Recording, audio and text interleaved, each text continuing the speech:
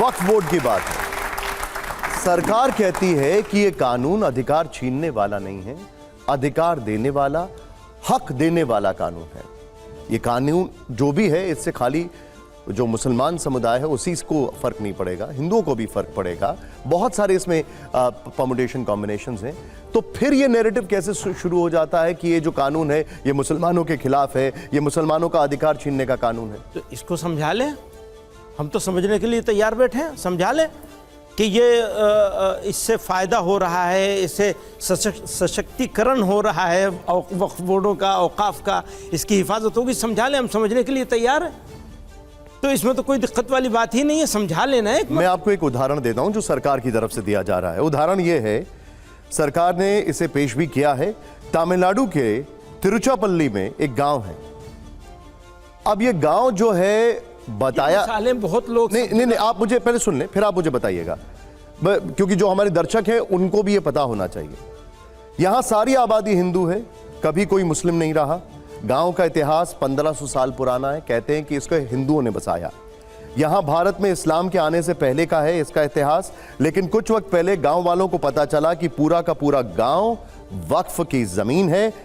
ऐसे देश में न जाने कितने मामले हैं जिनका समाधान नहीं हो पा रहा है। उनके लिए तो सुधार होना बहुत जरूरी है भैया। उनके लिए सुधार अगर कुछ है ऐसा और उसके लिए कुछ सुधार होना है तो उसके लिए तो बहुत पूरा प्रोसेस मौजूद है उसका। ऐसा थोड़ी कि किसी के कह देने से या किसी बोर्ड के लिख देने से या कहीं बोर्ड लगा देने से, अनाउंसमेंट कर देने से सारी चीज़ ख़त्म हो जाएगी। ऐसी जैसा उदाहरण आपने ये एक दिया, ऐसी 100 उदाहरण ऐसे दिए जा सकते हैं जो औकाफ की बिल्कुल सारे पेपर्स के साथ, सारी चीज़ों के साथ औकाफ की ज़मीनें हैं और वो किसी और के कब्ज़े में हैं, उसका यूज़ ही चेंज कर दिया गया है। तो ऐसी तो मिसालें दोनों तरफ मिल सकती हैं।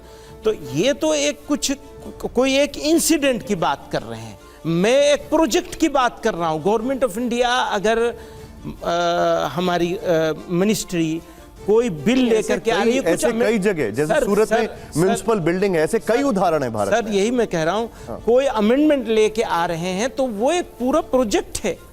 मैं उस प्रोजेक्ट की बात कर रहा हूँ, आप इंडिविजुअल इंसिडेंट्स की बात कर रहे हैं। तो कोई इंडिविजुअल इंसिडेंट्स कहीं का कोई हुआ है, सही हुआ है, गलत हुआ है, तो इसका ऐसा तो है नहीं कि किसी के कह देने से कुछ हो जाएगा। उसका एक सिस्टम है। नहीं, देखिए, मैं राजेश जी के पास आ रहा हूँ।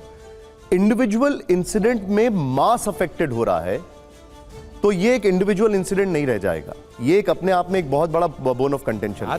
बात ये है कि औकाफ की ओरिजिनल कंडीशन क्या है।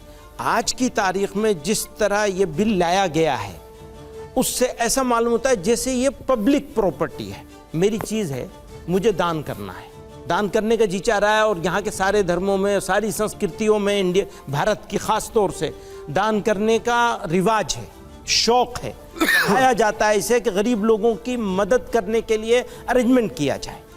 मैंने, मेरे दादा ने, परदादा ने, किसी ने कोई ज़मीन दान कर दी, उसके ऊपर सरकार उस तरह से, एक तो आप लोगों ने, यानी आपसे मुराद आप नहीं हैं, लेकिन मीडिया ने जिस तरह का नैरेटिव बिल्ड किया है, बनाया है, वो आसान है। आज की तारीख में मुसलमानों से रिलेटेड कोई भी इशू हो तो फिर ज़्यादा तर्क देने की ज़रूरत नहीं है, आसान होता है उसको पब्लिक डोमेन में ले जा करके उसको वो कर लेना। ऐसी खेल औकाफ के साथ हो रहा है। तो इसको आप उस तरह नहीं, उस तरह देखिए।